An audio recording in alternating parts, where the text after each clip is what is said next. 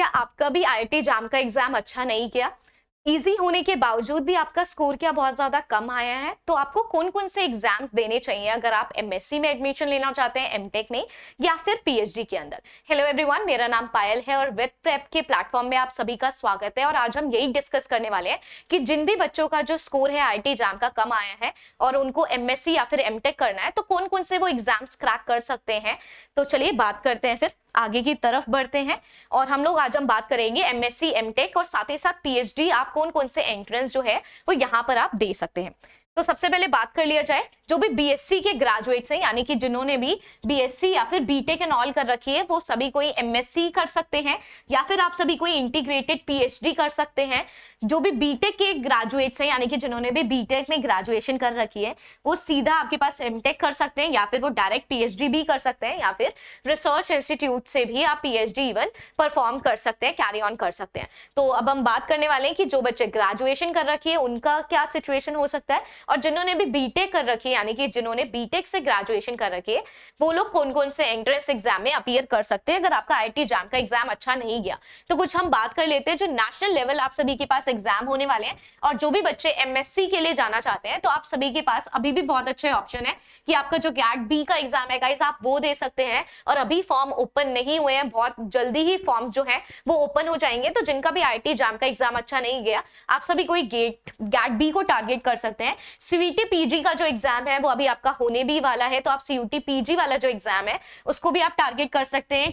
TIFR GS हो जाता है, जेएनयू का एंट्रेंस होता है, ये भी आपके पास सीयूटी पीजी के थ्रू ही स्कोर एक्सेप्ट किया जाता है। बीएचयू में भी आप एडमिशन ले सकते हैं, ये भी वाया सीयूटी पीजी ही एक्सेप्ट किया जाता है। अगर आपको एग्रीकल्चर में इंटरेस्ट है तो आप simply ICAR AI triple A PG दे सकते हैं। अगर आप एम्स में करना चाहते हैं तो एम्स के भी अलग से आपके पास एंट्रेंस हो जाते हैं। मोस्ट इंपॉर्टेंट, जिस भी अगर आप स्टेट से बिलोंग करते हैं, आप स्पेसिफिक एक स्टेट में रहना चाहते हैं, तो आपके स्टेट यूनिवर्सिटी एंट्रेंस भी आपको देखने को मिलते हैं। चलिए फिर वन बाय वन सभी के बारे में बात करते हुए चलते हैं। तो मतलब निराश होने की जरूरत किसी को भी नहीं है। तो जिनका भी एग्जाम अच्छा नहीं गया, तो मैं अभी आप सभी को पूरी की पूरी लिस्ट बता रही हूँ कि आप कौन कौन से एग्जाम जो है वो आप आराम से अपनी तैयारी कर सकते हैं और साथ ही साथ क्रैक कर सकते हैं।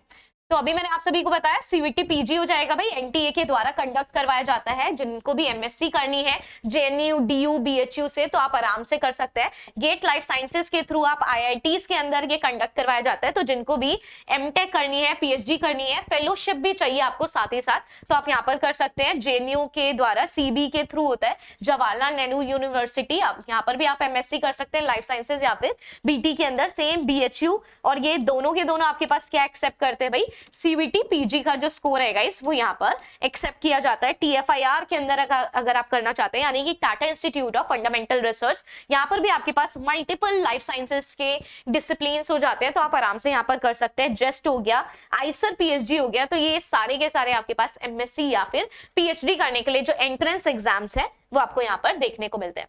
नेक्स्ट आप देख सकते हैं फेलोशिप या फिर आपको रिसर्च एंट्रेंस, अगर आपको पीएचडी के लिए जाना है तो कौन कौन से एंट्रेंस एग्जाम में आप यहाँ पर एनरोल कर सकते हैं। सीएसआईआर, यूजीसी नेट, यहाँ पर आपको जेआरएफ और साथ ही साथ लेक्चररशिप 37,000 पर मंथ और एचआरए प्रोवाइड करी जाती है।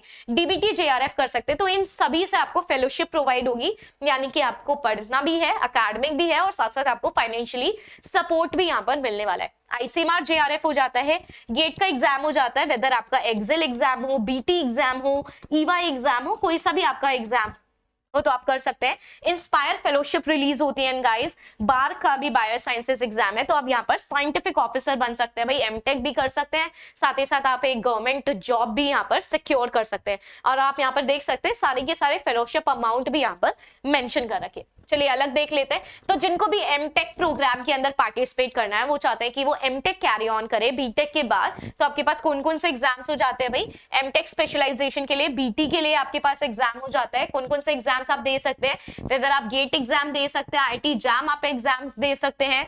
बायोइन्फॉर्मेटिक्स के लिए आपके पास बीटेक हो जाता है, बायोलॉजी या फिर मैथ्स के अंदर आपके पास अगर एलिजिबिलिटी है तो आप गेट या फिर किसी भी यूनिवर्सिटी स्पेसिफिक जो एग्जाम है वो आप आराम से दे सकते हैं। इन्वायरमेंट इन्वायरमेंटल बीटी के अंदर अगर आपको करना है, अगर आपने ग्रेजुएशन अपनी इन्वायरमेंटल साइंस या फिर बायोटेक में कर रखी है तो गेट भी दे सकते हैं और इवन आप सीयूटी पीजी भी यहाँ पर दे सकते हैं। बायोमेडिकल इंजीनियरिंग गाइस बहुत ही ज्यादा आजकल बूम कर रहा है, तो आप बायोमेडिकल इंजीनियरिंग कर सकते हैं जिनका भी इंटरेस्ट थोड़ा न्यूमेरिकल्स एंड ऑल, यानी कि जिनका भी थोड़ा फिजिक्स एंड मैथ्स वगैरह स्ट्रॉन्ग है, तो आप सिंपली बायोमेडिकल इंजीनियरिंग में भी जा सकते हैं। गेट बीएम के थ्रू ये आपके पास एक्सेप्ट करता है और इवन बीटी को भी ये एक्सेप्ट करता है। फूड टेक में भी जा सकते हैं। फूड टेक में आप ग्रेजुएशन अगर आपने कर रखी है, फूड टेक से कर रखी है, बीटी से कर रखी है, और यहाँ पर आप आईकार का एग्जाम दे सकते हैं या फिर गेट एक्सेल का एग्जाम दे सकते हैं। उसमें एक ऑप्शनल सब्जेक्ट आपका फूड टेक भी आपको देखने को मिलता है। चलिए फिर आगे की तरफ बढ़ते हैं, यानी कि अगर आपको किसी भी डायरेक्ट पीएचडी प्रोग्राम के अंदर एनरोल करना है तो वो कौन कौन से आपके पास सब्जेक्ट्स हो जाते हैं, कौन कौन से इंस्टीट्यूट्स हैं।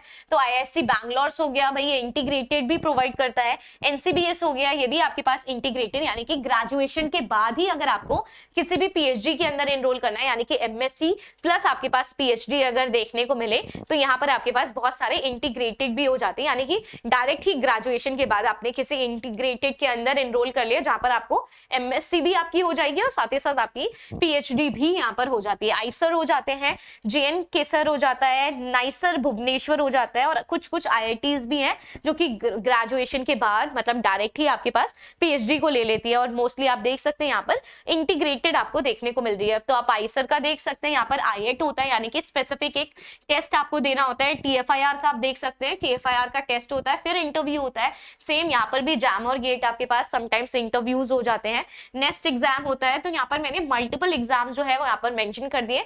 कितना समय लगने वाला है गाइस वो भी मैंने यहाँ पर मेंशन कर दिया है। मैं थोड़ी साइड हो जाती हूँ कि आप सभी कोई आराम से देख सके।